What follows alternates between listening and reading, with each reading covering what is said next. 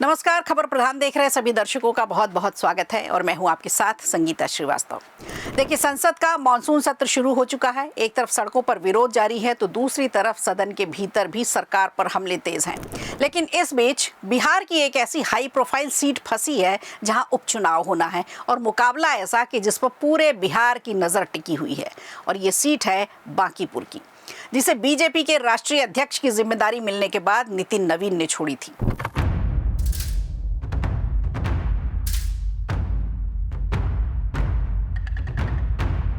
यहाँ उपचुनाव अब सिर्फ एक चुनाव नहीं रह गया, बल्कि एक राजनीतिक प्रतिष्ठा की लड़ाई बन चुकी है, क्योंकि देश की ही नहीं विश्व की सबसे बड़ी पार्टी बीजेपी के राष्ट्रीय अध्यक्ष नितिन नवीन, उनकी छोड़ी हुई सीट पर बीजेपी की जीत कितनी मायने रखती है, ये भी देखने वाली बात होगी।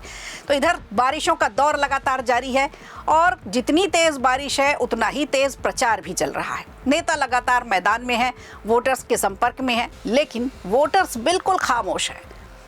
आखिर बांकीपुर में किसकी हवा चल रही है और क्यों इस बार बीजेपी की राह आसान नहीं मानी जा रही है? बिहार के बांकीपुर विधानसभा सीट पर होने वाले उपचुनाव ने सियासी माहौल गरमाया हुआ है। लगातार बारिश के बावजूद सभी दलों के नेता और कार्यकर्ता चुनाव प्रचार में पूरी ताकत से लगे हैं। मतदाता सभी पार्टियों की बात सुन रहे हैं, वोटर सबके साथ हाँ में हाँ मिला रहे हैं, लेकिन अभी तक खुलकर किसी के पक्ष में बोल नहीं पा रहे। इस चुनाव में सिर्फ स्थानीय मुद्दे नहीं है, बल्कि भरत तिवारी एनकाउंटर का सबसे बड़ा मुद्दा है। यूजीसी से जुड़े हुए विवाद भी हैं और सबसे बड़ा मुद्दा रोजगार को लेकर के है। कुछ भाजपा समर्थक हैं तो कुछ स्थानीय लोग इस मामले को लेकर के नाराजगी जता रहे हैं। उनका कहना है कि इस बार उनके सामने सिर्फ पुराने राजनीतिक विकल्प नहीं है, बल्कि जनसुराज भी एक नया विकल्प बनकर सामने आया है और लोगों को बीजेपी के अलावा दूसरा विकल्प भी सामने दिखाई पड़ रहा है। यही वजह है कि भाजपा के लिए अपने पारंपरिक वोट बैंक को पूरी तरह से एकजुट रखना पहले से कहीं ज्यादा चुनौती लग रहा है। वहीं जनसुराज की अगर बात करें तो प्रशांत किशोर लगातार बदलाव की बात कर रहे हैं। उनका कहना है कि पिछले करीब 40 वर्षों से इसी सीट पर एक राजनीतिक दल का एक ही परिवार का प्रभाव है, लेकिन बावजूद इसके क्षेत्र में अपेक्षित विकास नहीं हो पाया। इस मुद्दे को आधार बना करके वो लोगों से बदलाव की मांग कर रहे हैं और अपना चुनाव प्रचार कर रहे हैं।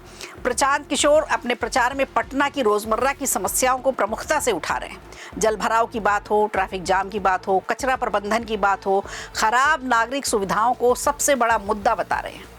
उनका कहना है कि वर्षों तक एक ही पार्टी को जिताने के बाद, एक ही परिवार के लोगों को जिताने के बाद जो बुनियादी ज़रूरतें थीं वो पूरी नहीं हो पाई और लोग आज भी उन समस्याओं से परेशान हैं।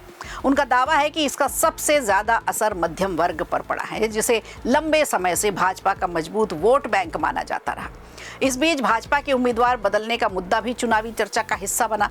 पार्टी ने पहले अभिषेक कुमार को उम्मीदवार बनाया था, लेकिन बाद में फिर उनकी जगह नीरज कुमार सिन्हा को टिकट दिया गया। अभिषेक ने नाम वापस लेने की वजह तो पारिवारिक बताई, लेकिन राजनीतिक हलकों में इसे अंदरूनी खींचतान से जोड़कर देखा जा रहा है। जनसुराज इसी असंतोष को अपने पक्ष में करने की कोशिश में है। चुनाव में मुस्लिम वोट बैंक एक बेहद अहम भूमिका निभा सकता है। राजनीतिक जानकारों की माने तो पहले इस क्षेत्र का बड़ा मुस्लिम वोट बैंक कांग्रेस के साथ जाता था, लेकिन पिछले विधानसभा चुनाव में उनका रुझान आरजेडी की तरफ हो गया। इस बार जनसुराज का मानना है कि मुस्लिम मतदाताओं के एक वर्ग में आरजेडी को लेकर नाराजगी है। इसी वजह से प्रशांत किशोर लगातार मुस्लिम समाज के लोगों से भी मुलाकात कर रहे हैं और आरजेडी को छोड़कर उन्हें समर्थन देने की बात कर रहे हैं, उनका समर्थन हासिल करने की पूरी कोशिश कर रहे हैं। हालांकि मतदान से पहले ये साफ नहीं है कि मुस्लिम वोट किस तरफ जाएगा, यहाँ भी खामोशी है। कुल मिलाकर बांकीपुर का ये चुनाव अब काफ़ी दिलचस्प हो गया है। भाजपा अपनी पकड़ बनाए रखने में की कोशिश कर रही है, जबकि जनसुराज बदलाव के मुद्दे पर चुनाव लड़ रही है। अब फैसला बांकीपुर की जनता के हाथ में है, इस बार वो किसे अपना जनप्रतिनिधि चुनती है। तो ये देखने वाली बात होगी, तब तक हमें इंतज़ार करना पड़ेगा और बाकी के ये खबरों के लिए देखते रहिएगा आप खबर प्रधान। वीडियो अच्छा लगा हो तो लाइक कीजिए, शेयर कीजिए और कमेंट बॉक्स में हमें ज़रूर बताइए।